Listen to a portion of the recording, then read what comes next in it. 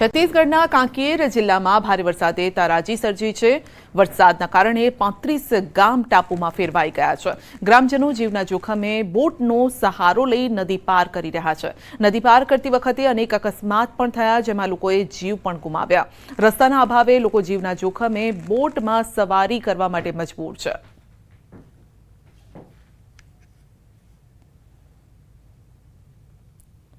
રાજસ્થાનના ભીલવાડામાં ભારે વરસાદના કારણે પુલ તૂટ્યો છે। વરસાદમાં નદીએ રૌદ્ર રૂપ ધારણ કરતા લાખના ખર્ચે બનાવેલ બ્રિજ તૂટી ગયો છે।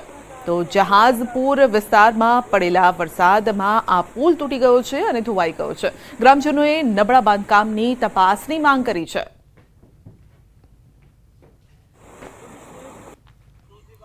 રાજસ્થાનના ટોંકમાં ભારે વરસાદ બાદ જળબંબાકારની સ્થિતિ છે। તંત્રએ લોકોને સાવધાન રહેવાની સૂચના આપી છે। નદીની જળસપાટીમાં પણ વધારો થતાં લોકોને નદી કિનારે ન જવા અપીલ કરાઈ છે।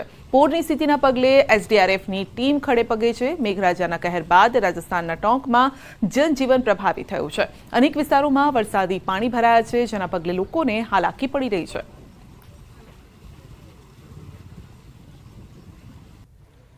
રાજસ્થાનના સવાઈ માધોપુરમાં પણ વરસાદ બાદ નદી નાળા છલકાયા છે। ભારે વરસાદના કારણે બનાસ નદીમાં નવા નીરની આવક થઈ છે। બનાસ અને ગાલવા નદીએ રૌદ્ર રૂપ ધારણ કર્યું છે। તો ગાલવા નદી અને બનાસ નદીના વહેણના કારણે સવાઈ માધોપુર થઈ શિવાડ જયપુર રોડ સંપૂર્ણ બંધ થઈ ગયો છે।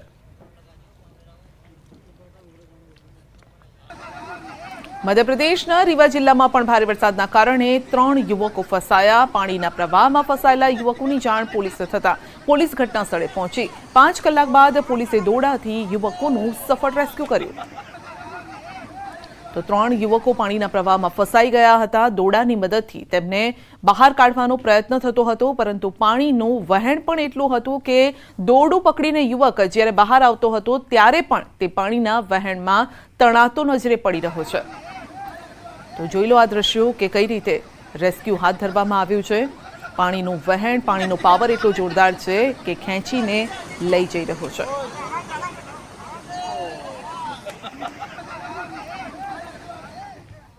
ભારે વરસાદના પગલે હેમકુંડ સાહિબની યાત્રા ખૂબ જોખમી બની છે। પદયાત્રાના માર્ગ પર વરસાદી નાળા વહી રહ્યા છે।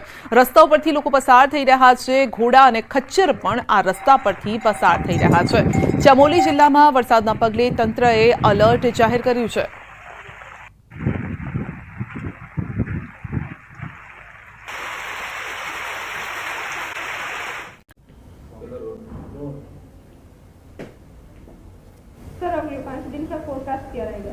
आने वाले 5 दिनों के लिए जो गुजराती स्टेट के लिए फोरकास्ट है, उसमें गुजराती स्टेट के सारे डिस्ट्रिक्ट कवर है, जिसमें लाइट टू मॉडरेट रेन का पूर्वानुमान है।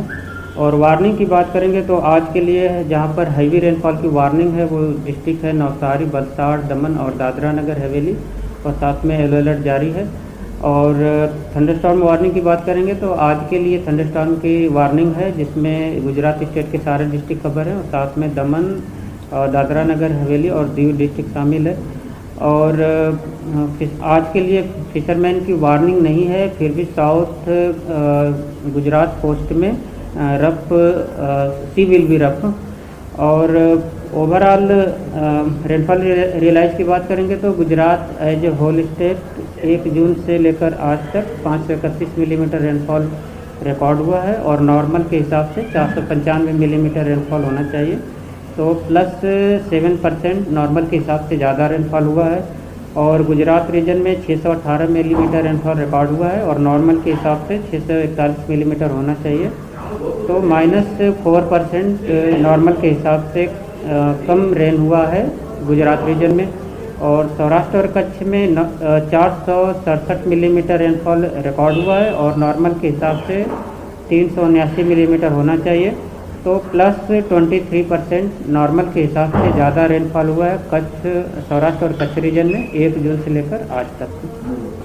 सर जी, 15 अगस्त के बाद क्या स्थिति बनी रहेगी, खास करके नॉर्थ गुजरात में भी बारिश की कमी है, तो वहाँ जो इलाका है उसमें कैसा माहौल रहेगा? जो मंथ वाइज एमडी का जो फोरकास्ट है अगस्त महीने के लिए, उसमें રાજ્ય સરકારની ભરતીઓમાં જે ગેરરીતિ થઈ છે તે મામલે અત્યારે હસમુખ પટેલ પ્રેસ કોન્ફરન્સ કરી રહ્યા છે કે રાજ્ય સરકારે આ નિર્ણય કરીને બધાને એક મેસેજ આપ્યો છે કે તમને કોઈ ધુતારા લૂંટવા આવે પણ તમે સરકારી નોકરીમાં ખોટી રીતે દાખલ થવાનો પ્રયાસ કરો છો તો એ તમારી પણ કસૂર છે અને એમાં તમને પણ નુકસાન જશે. એટલે એવા કેસીસ પણ આની એવા મોટાભાગના કેસીસ એવા છે. એટલે આના માધ્યમથી રાજ્ય સરકાર એક મેસેજ મોકલવા માંગે છે કે તમે કોઈ રીતે આની અંદર સંડોવાશો નહીં. બધી પ્રક્રિયા પારદર્શક રીતે આપણે કરી રહ્યા છીએ અને એમાં તમે તમારી મહેનત કરી અને શ્રેષ્ઠ આપવાનો પ્રયત્ન કરો.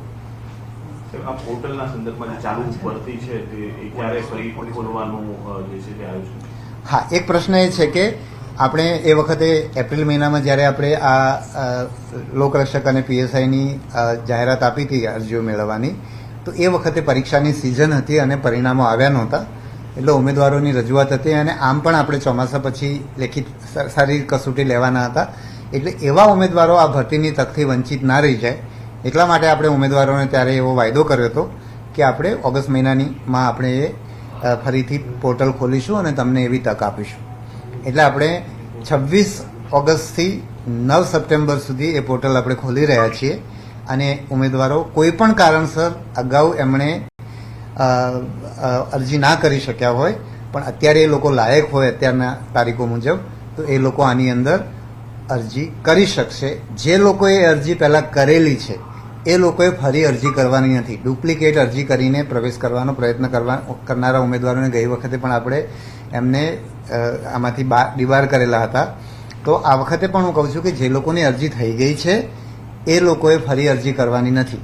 કોઈએ દાખલા તરીકે એ વખતે લોકરક્ષક માટે એલિજિબલ હોય, લાયક હોય અને એમણે લોકરક્ષકની અરજી કરી હોય અને હવે ધારો કે સ્નાતક થઈ ગયા છે અને અત્યારે પીએસઆઈની અરજી કરવા માગે છે, તો એમણે માત્ર પીએસઆઈની અરજી કરવાની છે, લોકરક્ષકની ફરી અરજી કરવાની નથી. એટલે ડુપ્લિકેટ અરજી કરવાની નથી. 26 ઓગસ્ટથી આપણે એ વસ્તુ ખોલીએ છીએ. એની જાહેરાત પણ ટૂંક સમયમાં આપણે આપીશું. એક સીબીઆરટીને લઈને ઇસ્યુ મોટાભાગના છોકરાઓમાં અત્યારે દેખાય છે. અન્ય ભરતી બોર્ડના નક્કી ઇસ્યુ છે એના કારણે આપણી ભરતી છે એ લેખિત પરીક્ષા મુજબ જ લેવાશે કે સીબીઆરટીમાં આ પ્રકારે કંઈ આગળ? આપણે બહુ જ વહેલા એની જાહેરાત કરી ચૂક્યા છીએ કે આપણે આ પરીક્ષા ઓફલાઈન આપણે લેવાના છીએ.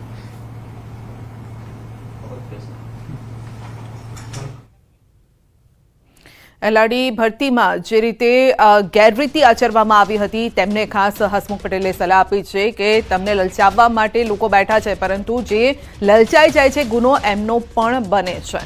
તો એલઆરડી ભરતીમાં ઉમેદવારોએ ગેરરીતિ કરી હતી. 3 ઉમેદવારો ગુજરાત બહારના ઉમેદવારોએ 2021માં આચરી હતી ગેરરીતિ, જે મામલે પ્રેસ કોન્ફરન્સ તેમણે કરી છે.